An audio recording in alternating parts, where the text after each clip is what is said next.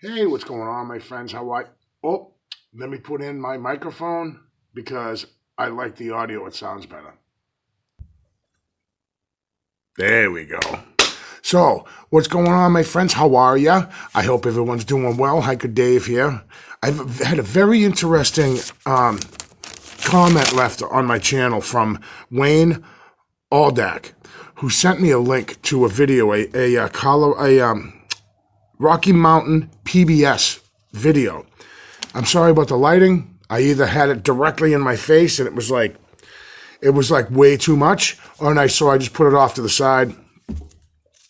But I want to talk about something. I did a video called The Spirit of Bigfoot a few weeks back about the similarities between these teepee structures or manipulated deadfall in the forest that I find and how similar they look to like a teepee. And I talked about how the indigenous peoples of North America, especially the Plains Indians, used these teepees and how each pole meant something. And there was a whole thing that, had to do with Mother Earth and things like that. And I thought it was interesting.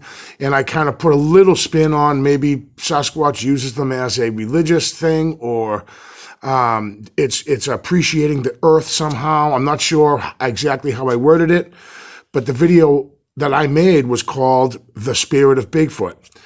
I wish I could copy and paste. I'd put the link down below, but I still haven't figured that out yet, but I will. I will figure that out.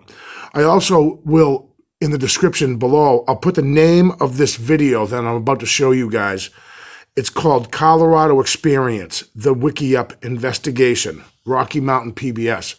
So Wayne Aldak sent me this. Very interesting, great stuff. I'm going to show you guys a couple of clips. It's incredible that these, the remains of these Wickiups, they're Ute Indians from Colorado, use them as shelters. And the similarities between the things that I find here in New Hampshire and also in southeastern Massachusetts, and as well as tons of other videos of these teepee structures and what they look like is incredible. I want to show you guys something, and I'm going to show you a couple of clips from this YouTube video, and then I suggest after watching this, go to YouTube and watch this video. It's very, very interesting. So let me show you a clip or a couple of clips from this particular PBS special or whatever it was. Wickiups were a shelter for the Ute people. They were trees that were taken from the land that we could find. One Wickiup will not look like the next because there's different trees. We've been recording Wickiups for many years. We're down to the last few hundred of them on the surface of the western United States. And that's why we're in a kind of a rush against time. So we try very hard not to leave anything behind, which sometimes provides a challenge for the archaeological community to record and find evidence. The fact that they weren't well recorded or understood made them seem even more significant. The Ute people virtually lost all of Colorado. In our minds, our old Ute territory, we still own that land. Beneath that is where our ancestral people are buried. So that's why we want to keep them and preserve them as much as possible.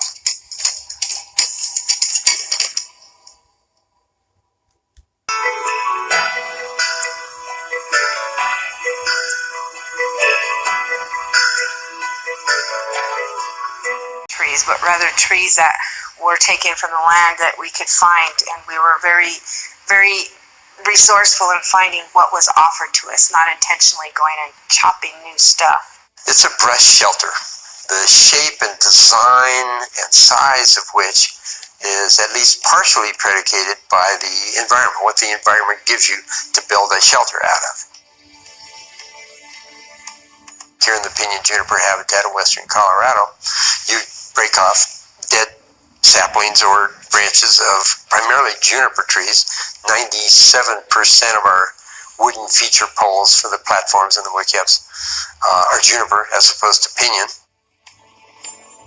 In the summertime, they're up in the mountains. They're building lodges there.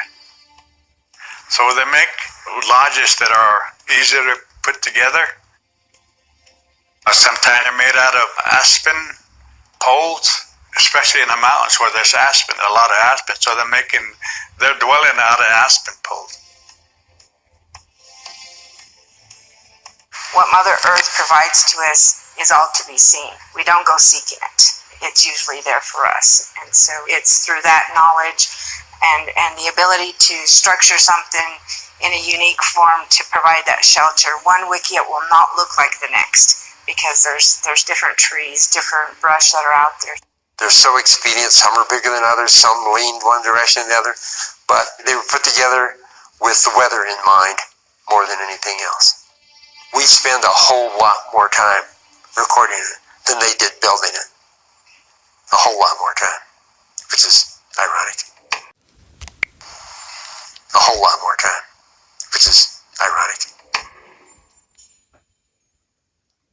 The real reason I started for Dominguez Archaeological Research Group was because years of being in the field and finding sites being wiped out by vandals and animals and development of all sorts.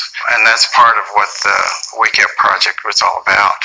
Those things are in the environment, and wood deteriorates, and a lot of these were done probably 150 years ago, and ultimately they go into the ground. We've been recording Wickiups for many years, actually, from the 1980s when we first started doing cultural resource management work. But the Colorado Preservation Organization listed this as one of the most endangered structures in Colorado. And so we picked up on that to push the Wickiup project. So, I mean, as you can see, the similarity between... I just shut the radio off. I don't want to get a copyright strike. They can't demonetize me. I got that on YouTube. So it says right in the beginning, you'll see the video because I'm sure you guys are going to watch it. They're on this quest to preserve these Ute dwellings known as Wickiups. And I mean, am I right? I mean, did you see some of those that were so similar to what I'm finding that it really is amazing? And some of these apparently have been standing for 100, 200 years and stuff. And of course, wood only lasts so long in the elements and such, right? And so they're finding these old dwellings, I guess you could call them.